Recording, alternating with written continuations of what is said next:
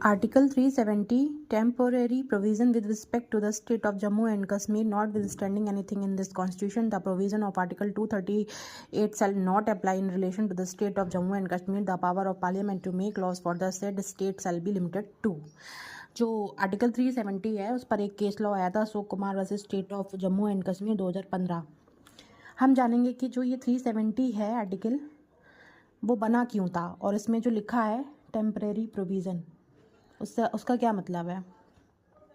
जो आर्टिकल 370 है इसलिए बना है, जो राजा हरी सिंह ने जब जम्मू और कश्मीर का जब भारत में विलय करवाया था तो उन्होंने हमारे साथ एक शर्त रखी थी कि जो हमारा एक अपना अलग कॉन्स्टिट्यूशन होगा और हमारा एक अपना अलग लॉ होगा, हमारा झंडा भी अलग होगा।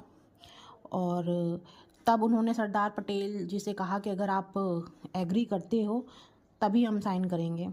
पटेल जी ने एग्री किया और उसका साइन हुआ। 370 एक अलग हालात में बना था। इसमें बहुत सारे कॉन्ट्रैक्चुअल एलिमेंट्स हैं। अगर 370 चेंज करना हो तो वहाँ की जो जनता है उसे ही हक है कि वो इसे चेंज करेगी। और as a result 368 can't be used. मैंने आर्टिकल 368 आर्टिकल 370 को कभी भी कंट्रोल नहीं कर सकता। 370 सेल्फ कॉन्ट्रैक्ट है, एक प्रोविज़न है and made under extreme circumstances. जो जम्मू कश्मीर हमारा है, जो अब हमारा वहाँ पे अपना हमारा फ्लैग है, अब हमारे जो लॉज़ हैं वहाँ पर जो हमारा कॉन्स्टिट्यूशन ऑफ इंडिया सब लाया गया। अभी जो प्रेजेंट जो गवर्नमेंट है मोदी जी ने ये सारी चीज़ों को वहाँ पर करवाया। वहाँ का इंफ्रास्ट्रक्चर, वहाँ पे थोड़े से सारे विकास के जितने भी कार्य थे वो, और मतलब वहाँ की जम्मू कश्मीर को मुख्य धारा में जोड़ा। क्योंकि अब तक जितनी भी गवर्नमेंट आई थी उन्होंने केवल उनको एक अलग सा मतलब अलग कंट्री समझकर बस पैसा दे दिया था। कभी ये जाकर नहीं देखा कि वहाँ पर जो पैसा दिया जा रहा है वो वाकई जनता के ऊपर यूज़ हो रहा है कि नहीं।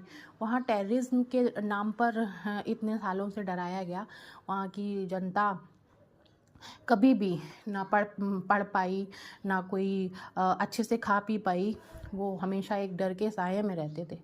एटलीस्ट कम से कम इस गवर्नमेंट ने उनको मुख्य धारा में जोड़कर उनको वहाँ पर इंफ्रास्ट्रक्चर दिया, काफ़ी चीज़ें वहाँ के। अब बच्चे मेडिकल और इंजीनियरिंग और सारी चीज़ें कर रहे हैं। पहले वहाँ के लोगों को अपनी उनकी कोई आइडेंटिटी ही नहीं थी कि वो क्या है। अगर हम किसी को